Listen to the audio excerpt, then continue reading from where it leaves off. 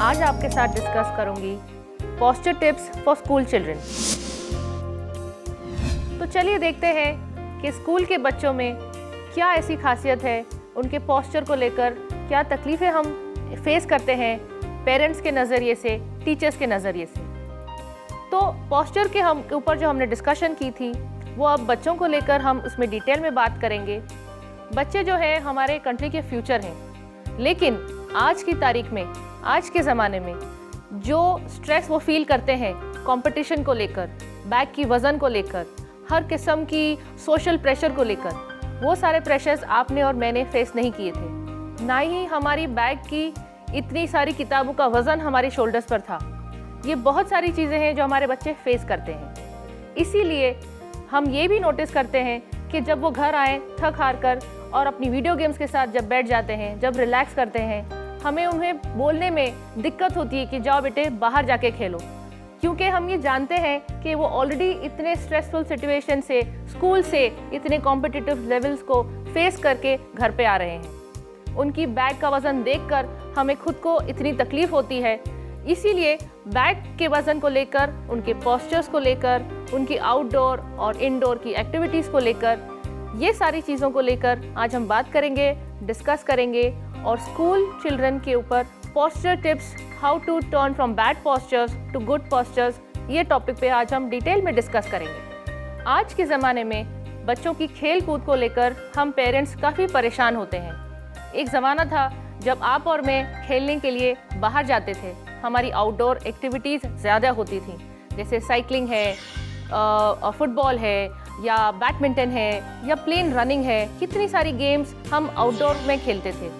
इसका फ़ायदा ये होता था कि विटामिन डी और बहुत सारी रनिंग एक्टिविटीज़ से हमारी बोन की ग्रोथ, हमारी मसल की ग्रोथ, हमारा सारा एनवायरनमेंट चेंज हो जाता था। आज ये टाइम चल रहा है कि अगर हम हमारे बच्चे को कहें जाओ बाहर जाके खेलो, तो वो अपनी वीडियो गेम्स उठाकर बाहर जाके गार्डन में वीडियो गेम्स खेलने लगते हैं। ऑफ कोर्स इसको बाहर खेलना नहीं कहते हैं, लेकिन हम अपने बच्चों को गाइड कर सकते हैं, क्योंकि अगर हम उन्हें नहीं सिखाएंगे तो उन्हें ये नहीं पता चलेगा कि आगे जाके उनके ये बैड पोस्चर्स जो वो अपने मोबाइल फ़ोन्स को लेकर, अपने गैजेट्स को लेकर, अपने आईपैड्स को लेकर, टीवी को देखकर, वीडियो गेम्स को देखकर, प्ले स्टेशंस खेलते वक्त जो पोस्चर्स वो अटेन कर रहे हैं, वो चेंजेस उनकी स्पाइन में परमानेंटली जो हैं सेट हो सकते हैं। यहाँ तक कि हमने कुछ बच्चों में स्कोलियोसिस जैसी भी प्रॉब्लम्स देखी हैं। स्कोलियोसिस जैसे आप जानते हैं, स्पाइन का एक एक्स्ट्रा कर्वेचर डेवलप हो जाता है, जो अगर स्ट्रक्चरल हो गया तो वो परमानेंट हो जाता है। और स्पाइन के आसपास हमारे बहुत वाइटल ऑर्गन्स हैं, जैसे लंग्स है, हार्ट है, किडनीज़ है।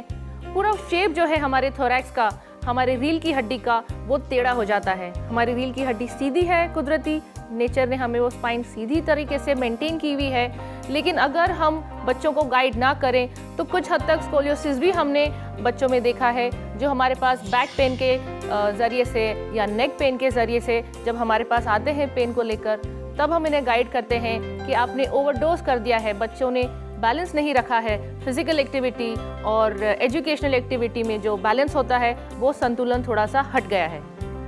पेरेंट्स का जो रोल है, टीचर्स का जो रोल है, एल्डर्स का, गार्डियंस का, बच्चों की लाइफ में जो रोल है वो बहुत इम्पॉर्टेंट है।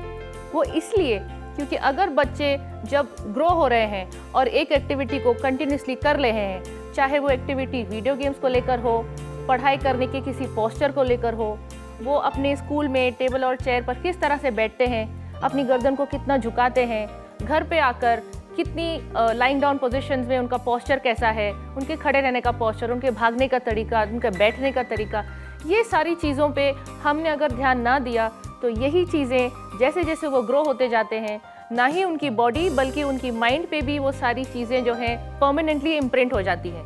वो माइंड उस चीज़ को परमानेंटली अपनी मेमोरी में बिठा लेता है और फिर वो इन्हीं एक्टिविटीज़ को चाह कर भी छोड़ नहीं सकते, and then those changes become permanent. So that is very late. इसीलिए ये ज़रूरी है कि हम हमारे ग्रोइंग बच्चों को पोस्चर एडवाइस दें, उनको सही वक्त पर सही सलाह दें।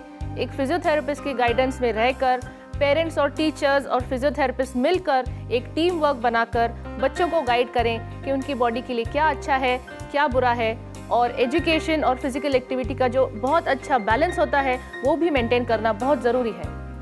एक बहुत ही इंटरेस्टिंग केस स्टडी मैं आपके साथ शेयर करना चाहूँगी।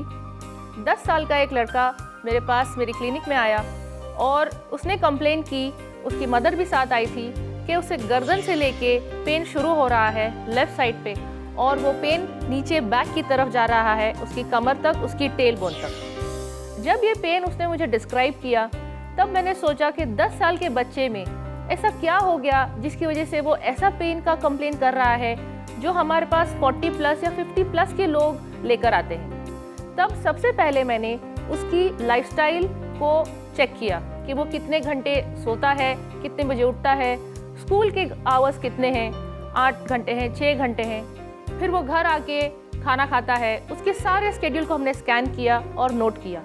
जब ये सारी डिटेल्स मेरे पास आई तो एक बहुत ही स्ट्राइकिंग फीचर हमने ये नोट की कि वो दिन के 3 से 4 घंटे अपने मोबाइल फ़ोन पर गेम्स खेलता था और वो पोस्चर्स वो परमानेंटली एक ही पोस्चर में घंटों तक रहता था, क्योंकि उसकी मम्मी जो है, उसके पेरेंट्स जो हैं, वो ज़्यादा एजुकेटेड नहीं थे, उनको ज़्यादा अवेयरनेस नहीं थी। तो उन्हें ये लगता था कि हम हमारे बच्चे को कहें कि तू 1 घंटे में या 2 घंटे में अपनी पढ़ाई पूरी कर ले और फिर तुझे जितने घंटे बैठने हैं अपनी वीडियो गेम्स के साथ वो बैठकर तू खेल। ये चीज़ पेरेंट्स ने सोची कि बच्चे के लिए अच्छा होगा कि भाई एक ही तरफ आप सारी पढ़ाई ख़त्म कर लो और फिर जैसे जितना खेलना है खेलो। जाहिर बात है पेरेंट्स को इस बात की आइडिया नहीं थी। अब ये चीज़ वो बच्चा 6 महीने तक या मेरे ख्याल से एग्जैक्टली 7 महीने तक कॉन्स्टेंटली वो बच्चा ये चीज़ करता गया। वो बहुत खुश था। तो ये चीज़ को जब मैंने पकड़ी कि वो इतने घंटे तक नॉन स्टॉप वीडियो गेम्स खेल रहा है, तो मैंने उनकी मम्मी को बताया कि बच्चे की प्रॉब्लम का जो मेन रूट है, जो जड़ है, वो ये है। उसकी मम्मी ने मुझे बोला कि मैंने एक्सरे निकाला है, मैंने MRI निकाला है, मैंने ब्लड रिपोर्ट किया है, मैंने ये किया। मैंने कहा किसी चीज़ की कोई ज़रूरत नहीं है किसी भी रिपोर्ट को देखने की। मैंने कहा कि आप सिर्फ ये चेंज दिखाएं, आप जो स्प्लिट अप जो कर रहे हैं, पूरा पढ़ाई कर लो और पूरी जो है गेम खेल लो, आप इसको तोड़ें, ये पैटर्न को तोड़ें और फिर मेरे पास वापस आए 10 दिनों में। जब ये पैटर्न रिवर्स हुई और वो बच्चा मेरे पास फिर से आया, मैंने उसको कुछ एक्सरसाइजेज बताई थी, कुछ स्ट्रेचेस बताए थे, कुछ पोस्चरल करेक्शंस बताए थे। 10 साल का बच्चा था। उसकी मम्मी और उसके पेरेंट्स के साथ मैंने कंबाइंड सेशन लिया जहाँ पर उसके पेरेंट्स उस बच्चे को याद दिला रहे थे कि भाई आपको ऐसे करना है, वैसे करना है। 10 डेज़ के अंदर जब वो बच्चा मेरे पास वापस आया, उसका पेन गायब हो चुका था, यानी 0 हो चुका था। तो पोस्चर की ये इम्पोर्टेंस है। अगर आप ध्यान ना दें तो इस हद तक ये चीज़ बिगड़ सकती है और आपको पता भी नहीं चलेगा। हम सिर्फ इस चीज़ को तब सीरियसली लेते हैं जब हमें किसी किस्म का पेन होता है, हमारे बच्चे को किसी किस्म की तकलीफ होती है, सिर्फ तब हमें लगता है कि ओह चलिए अब डॉक्टर के पास चलते हैं। लेकिन जब आपको दिखाई दे कि आपका बच्चा ऑलरेडी एक बैड पोस्चर में है, उसकी गर्दन ज़रूर से ज़्यादा बेंड हो रही है, वो कमर को झुका झुका कर नीचे अपनी बुक पे स्क्रिबल कर रहा है, वो पेट पे लेट कर अपना होमवर्क कर रहा है, तो ये सारे पोस्चर्स को आप इमीडिएटली करेक्ट कर दीजिए। तो आज हमने देखा स्कूल चिल्ड्रन और उनकी पोस्चर अवेयरनेस के ऊपर कितनी सारे रीजंस हैं, उनके बैड पोस्चर्स की क्या वजह हो सकती है, अलग अलग पोजीशंस हमने देखी और कुछ केस स्टडीज़ भी हमने रिवाइज की जहाँ पर आपने देखा कि रियल टाइम केसेस हमारे पास आते हैं और हम इस जड़ को पकड़ लेते हैं कि उनकी प्रॉब्लम पोस्चर में है, ना ही कि किसी और चीज़ में। 2-3 ज़रूरी टिप्स मैं आपको देना चाहती हूँ पेरेंट्स और टीचर्स जो ये शो देख रहे हैं, कि कोशिश कीजिए आपके बच्चे जो बैग कैरी करते हैं उसमें जो किताबें होती हैं वो मिनिमम जो सबसे ज़रूरी है उतनी ही किताब कैरी करें। दूसरी टिप जो मैं आपको देना चाहती हूँ वो ये है कि आपके बच्चों को प्यार से फुसला के कोशिश कीजिए कि वो 20 मिनट से ज़्यादा वीडियो गेम ना खेलें। 20 मिनट 25 मिनट और फिर उसके बाद जो है उनको दूसरी एक्टिविटी में आप इन्वॉल्व कर लीजिए, चाहे वो बाहर जाकर कोई दोस्त के साथ खेलना हो या पढ़ाई हो या आपके साथ कहीं बाहर जाना हो, ऐसी कोई एक्टिविटी, कोई भी बैठने वाली एक्टिविटी जहाँ पर वो किताबों के साथ बैठा है या किसी गैजेट के साथ बैठा है, वहाँ पर 20 या 25 मिनट से ज़्यादा उस चीज़ को आप ना करने दें। और तीसरी और सबसे ज़रूरी टिप, अपने बच्चों को प्लीज़ एनकरेज करें कि वो बाहर जाके खेलें। जो सनलाइट है उसके जो फ़ायदे हैं बोन ग्रोथ के लिए, स्किन के लिए, माइंड के लिए, साइकोलॉजी के लिए, कॉन्फिडेंस लेवल्स के लिए, जो बाहर की एक्टिविटीज़ जो कॉन्फिडेंस और आपके बच्चे के नेचर को ग्रो करेंगी, पॉलिश करेंगी, वो वीडियो गेम्स नहीं कर सकती। तो ये सारी चीज़ें आज हमने देखी हैं और मुझे उम्मीद है कि आप अपने बच्चों को ये इंस्ट्रक्शंस देकर उनको प्यार से फुसला के इन चीज़ों में कन्विंस करेंगी। For more videos, subscribe to our channel FitWit.